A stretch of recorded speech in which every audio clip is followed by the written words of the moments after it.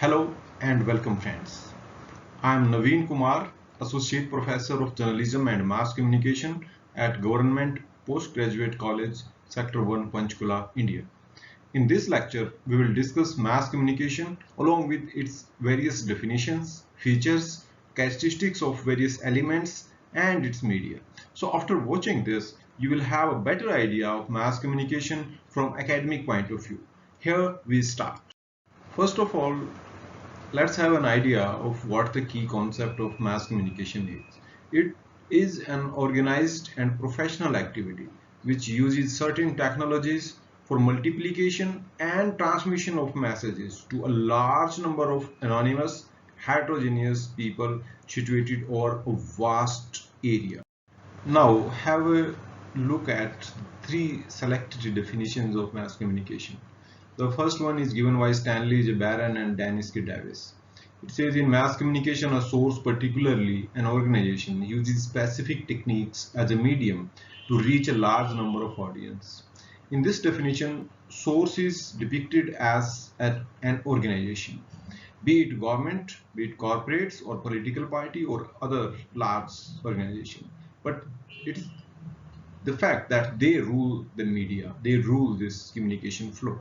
And the second take out of this is medium is a set of techniques that are used to reach a large number of audience. Now consider the second definition, which is given by Littlejohn and Foss. The process whereby media organizations produce and transmit messages to large publics, and the process by which those messages are sought, used, understood, and influenced by the audience. In this definition, there are two parts. One deals with how the media organization produce and transmit messages. Even in this definition, media organization play the role of source as well as the channel. And then the second part of it explain the pattern of uses and pattern of consumption, how the messages are sought and how the messages are understood, and how the audience is influenced by those messages and how audience influence those messages. The third definition is given by Professor Dennis McQuill. It's a simple definition and which highlights the only one aspect of mass communication. It says only one of the process of communication. It's the only one process of communication operating at society-wide level, readily identified by its institutional character. So there are two things. This says the explains the scale at which mass communication operate. It's a very large society-wide level, and it is identified by institutional character of mass communication. It means the institutional character means how the messages are regulated, how they are guided by the rules, the traditions, ethics. Now have a look at the various features of mass communication. It is organized because there are organizations that control the entire functioning of media. Then there is institutionalized pattern of working because all the work of mass communication is regulated and guided by certain ethics, certain way of functioning.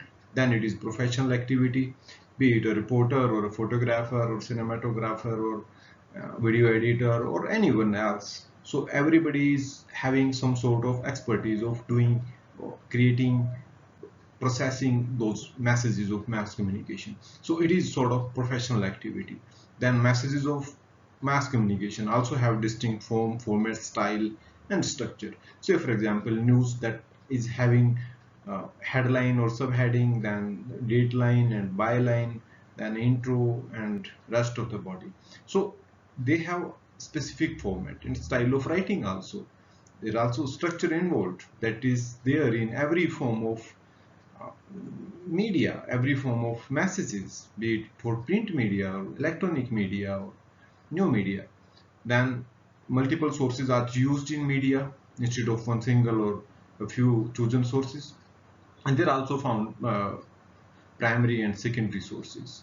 The primary sources are those that are very much produce the messages themselves, their first hand or having first hand information, and then the secondary sources, the someone how as a reporter come to know about some certain thing, draw certain information from some people who are primary source, and then produce it for the presentation in particular media. So reporter in that case or media organization itself works as a secondary source of communication. Then there are specific technologies and techniques of doing certain things. These technologies are the identity of mass communication, and that is why they are uh, the rules like press. So printing press is basically had become a sort of a symbol of entire mass communication. So it is identified by its technology. Then there are large, heterogeneous, anonymous, remotely situated audience. This is also another important uh, feature and set of features of how what the audiences are, what the receivers are. There are large number. You cannot enumerate them. They're heterogeneous. There are multiple types of people. It's not a homogeneous group. And they're anonymous. They don't have any identity. They are remotely situated. They are not found at one particular place. They're spread all over the vast area. Then its effect, the mass communication is having massive effect on every aspect of life, be it public life or social life or even personal life of people. Then gatekeeping is also found. It's also an important feature of mass communication. So it's not that every information is passed through the entire process of channel and reach audiences. It's not that. There are filtering, like some information and some ideas are stopped at the very outset. They are not allowed to go into uh, public and go into transmission, broadcast, and then how they are presented, what aspect of they are the messages are edited, and what is allowed is also a very highlight of the features, and it's called gatekeeping. Functions of mass communication include three primary functions which are mentioned at top. The first one is information and news dissemination, which is of utmost importance for the social public life at least. Then education and entertainment. These three are primary one. Then persuasion is also another important functions of mass communication which it performs well, and we find in form of advertisements of any form and format. Then cultural communication is there, which helps us expose ourselves to our own traditions and way of living, and also the cross-culture communication, which expose us, which acquaint us with the others' cultural traditions, others' culture. Then crisis and disaster management is also one of the functions of uh, mass communication. The media of mass communication are very important tool in the hand of the managers of any sort of crisis and disaster which affect large number of people, be it a natural disaster or man-made disaster, a war situation or a flood or a cyclone. So media is highly successful. Mass communication is very much effective in telling people what to do and what not to. So these simple instructions can make a change, and that we have recently seen in case of the COVID pandemic. So media has successfully told people what to do and what not to. Public relations also one of the important functions of mass communication. This may sound quite some odd, but it is true that public relation professionals use mass communication and its media to launch number of campaigns to achieve their objectives. Then surveillance is also one of the functions of mass communication, uh, which we attribute basically to the journalism. The journalism is entitled to safeguard the interests of masses, the citizens, by looking into the policies and their implementations, uh, the issues of corruption, and the larger issue that affect lives of number of people, and to unearth several wrongdoings and to bring in public debate those issues that concern with number of people. Now we will discuss the characteristics of various elements of mass communication. The first one is source.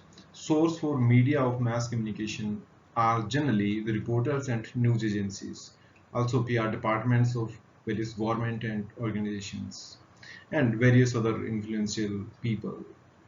Then another characteristics of this source of media, mass media, are their found primary source and secondary sources. Primary sources are people or things that make news directly, like video footages, audio recordings, interview, official record, documents, the account of victims and survivors. These are all primary sources. The secondary sources are people or things which don't directly make news or speak for themselves. For example, interpreter and analyst who make certain analysis after the events. So they are secondary source of information. So mostly the people in power or influential position dictate the narrative, the set agenda for mass communication, and they are most of the sources of mass communication.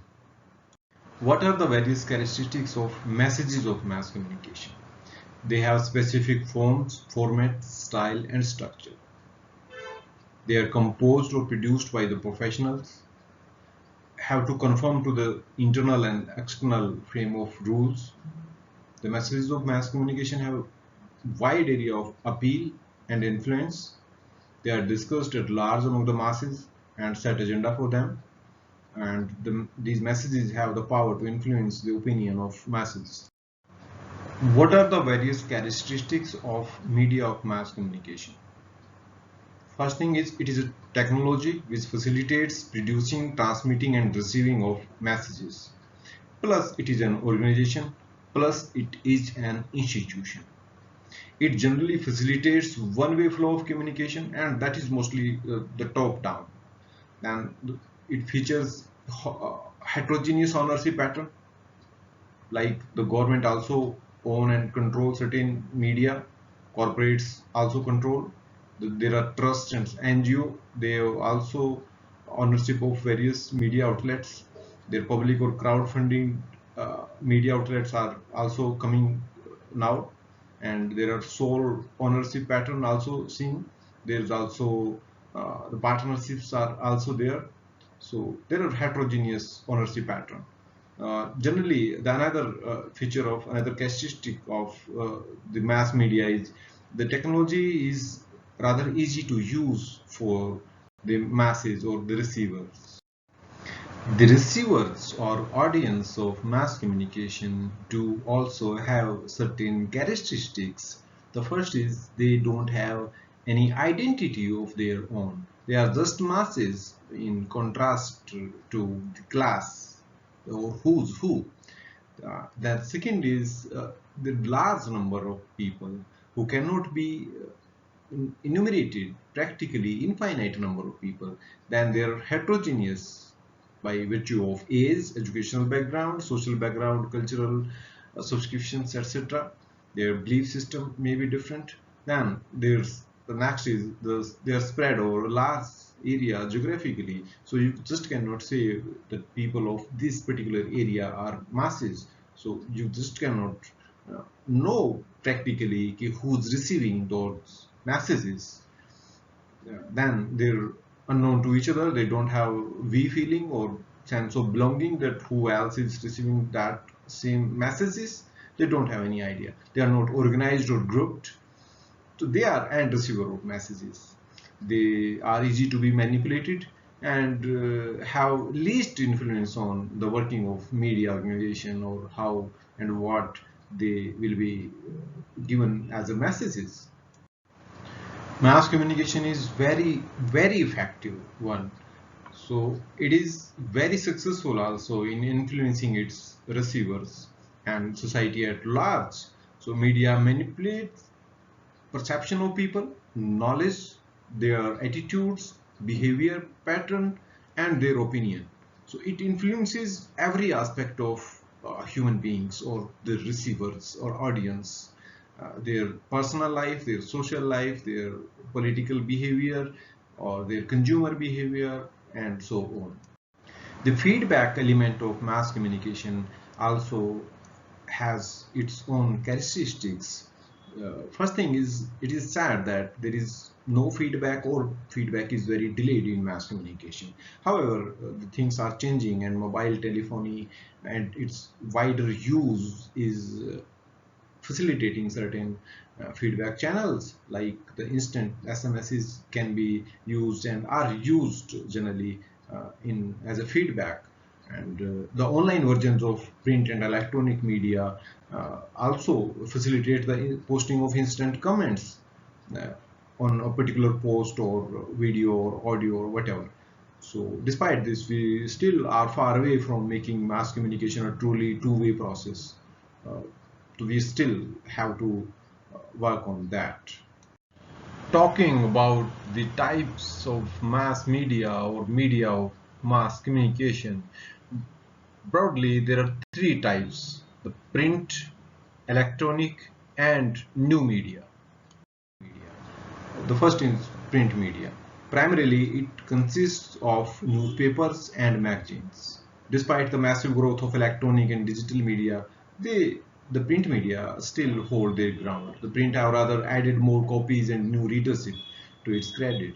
Print media are still favorite of many, if not majority. By evolving to make themselves fit into the digital space, they now have proved that the printed word and reading, which is basic to the print media, are going to stay here in future mediascape also.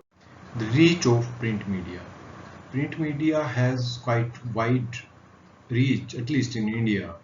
Uh, Figures speak of themselves. According to RNI data pertain to 2019-2020, there have been around 44 crores copies of various publications in circulation in India, out of which Hindi publications were 20.14 crores, English 5.32, Marathi 3.47, and Urdu publications account for 2.62 crores. The rest are other vernaculars. Largest circulated daily is Anand Bazar Patrika, which is Bengali edition, published from Kolkata, with daily circulation of 10.72 lakhs, followed by Hindustan Times English at daily edition with 8.95 lakhs. The largest circulated multi-edition daily is Dainik Bhaskar. With its 59 editions, it accounts for 50.64 lakhs copies, followed by Times of India, which has 34 editions and a total circulation of 40.20 lakhs. So India has a total of 1.43 lakhs periodicals, which is a very large number. So we can say the reach of print media is quite wide, at least in India.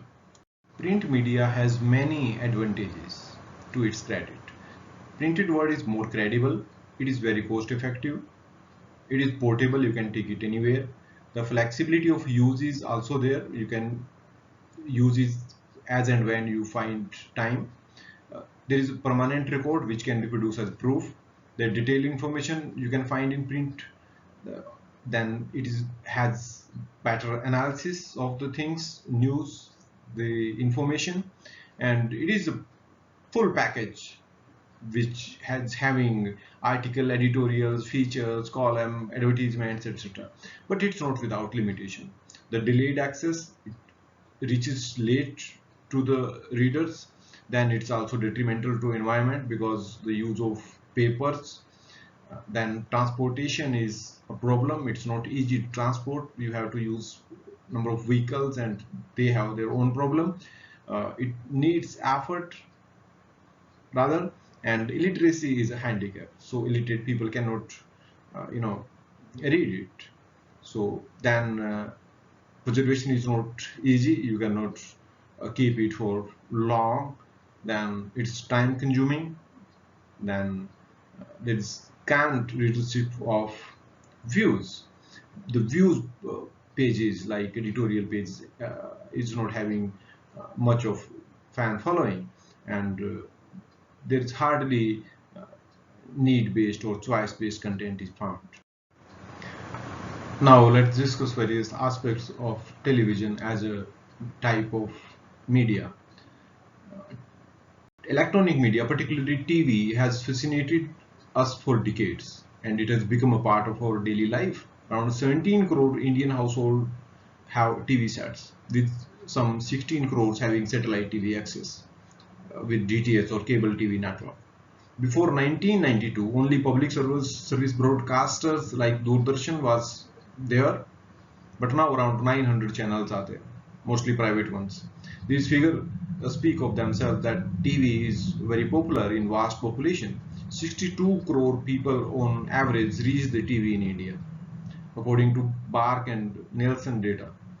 People on average spend 3.5 hours daily on TV, which is a large amount of time people spend.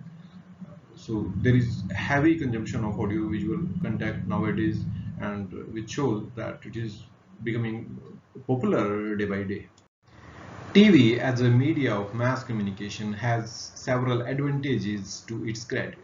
It engages more senses and therefore offers a rich viewing experience. A live telecast is possible in TV.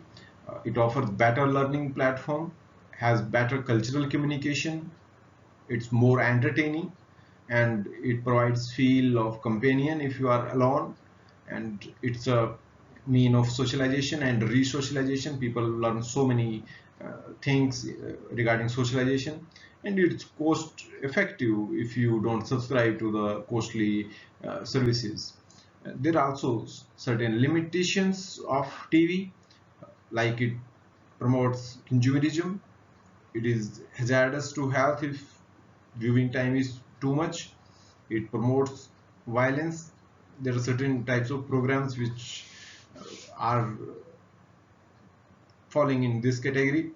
Then distortion of reality is there. People disorient sometimes to believe what to believe and what not to believe, and they find that whatever they see in TV is the reality. And there are cultural issues as well. It kills imagination, particularly in kids. It promotes unsocial behavior because people spend more time on TV. They find it difficult to spare time to get along with other people. So the portability problem is also there, and the satellite TV subscriptions are quite expensive. Now we will discuss radio as an electronic media. Riding on electromagnetic waves, radio has remained a mass media or wide appeal across the world. It provided news at an unparalleled speed and entertainment that delighted the people throughout the 20th century. Radio has a unique privilege of being the first electronic media and only electronic media from 1920 to 1945 and till 1959 in India. Its waves are available to almost whole of the Indian population and most of the geographical area. Radio as a medium of mass communication has its own advantages and limitations both. Advantages: if we talk about, it's very cost effective. We need not subscribe every month or every other day. It is very effective in case of disasters where power outage disfunct entire TV and print is hard to get to the people. It has also has vast coverage and mass reach because it almost has coverage of entire region and entire population in India. So even it caters to the people with disability of seeing, and those who are illiterate one can also easily listen to radio and get the information and entertainment both. So it very easy to use, it's highly portable, and one can have it in his mobile phone or car or anywhere. So it's because of its mobile phone friendly, so it provides content which one can find according to one's need, including the internet radio is also there. So it's very socially responsible content is also found in radio because of its ownership pattern. Limitations includes that it is no visual, therefore having quite limited appeal. Limited choices to the most of the people with traditional handsets. It is too much regulated because only government radio broadcasters is providing news and news-based programs. It has limited audiences, like certain groups of people who tune to radio nowadays. It's more prone to barriers like weather and other such problems like terrestrial problem also, and it needs huge investment to start a radio station. It's not that everyone can have it. So revenue from the market is also very insufficient, therefore it is difficult to sustain for a private radio channel. So it's one-way channel, so not interactive ones. Therefore these are some of the limitations of radio as a medium. Now we will discuss cinema as a form of electronic media. Not everyone may have access to the cinema or appealed by it, but it has large audience enough to consider it a media of mass communication. So popularity or audience base of the cinema depends on social, cultural, legal framework of a particular country, and a number of other factors are also there. Cinema is quite popular in India, the country being the largest producer of films in world. TV has significantly added to the audience number of cinema, which was once projected as a danger to the cinema. So TV and digital online media adds to the reach of cinema. It also has certain advantages and disadvantages or limitations. So advantages include it's an important factor of social change, successful in setting agenda for the society. It's quality entertainment. So cultural communication is also there. People learn about their own culture and the culture of the other part of world. And some are very highly inspiring films and have changed the lives of a number of people. And this industry employs a pretty large number of people. So there are certain limitations also. It promotes the content of cinema promotes violence. There is addiction problem also, and which can cause serious health problem. It's said to be promote obscenity and nudity without any cause or rational. So it's costly and time consuming affair. Then it causes mental problems in adolescents particularly, and disorientation of heavy viewer has also been seen. Now talking about new media, it is characterized by the digital content and use of IT. It has changed the way we used to consume media. In India, although only half of the population has access to the internet against the 60% of world population, the digitization is growing, however, at very fast pace. Still, a large number of people are connected to new media, which make a case for it to be considered among the media of mass communication. It's also very successful in providing a new platform to the other types of mass media, be it print or radio or TV, to enhance their reach, their consumption pattern, and their effects as well. Advantages of new media. The first is user is creator here and a communicator himself, not only passive recipient like unlike the rest of the media. A lot of choices to the users are there in new media platforms. The communication is instant. Boundaries, national or geographical, don't matter at all. Voice of marginal segments of societies and minorities is heard and raised because of the new media. All sort of content found at one place, be it text, audio, video, animation, or any other sort of content, you can find it at only one device. There are also certain limitations. It's not reachable for large population.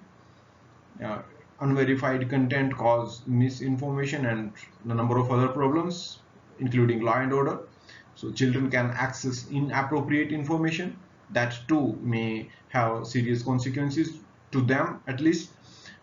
And there is difficulty to curb criminal activity which are done using new media or on new media platforms, and it requires costly devices and data tariff which everybody cannot afford, and privacy and data security threats are also there which we don't have any foolproof uh, solution to till now. So please like, subscribe, and share this video with those who actually are in need of it and who can use it for their advantage. So thank you very much for watching this video. Thank you.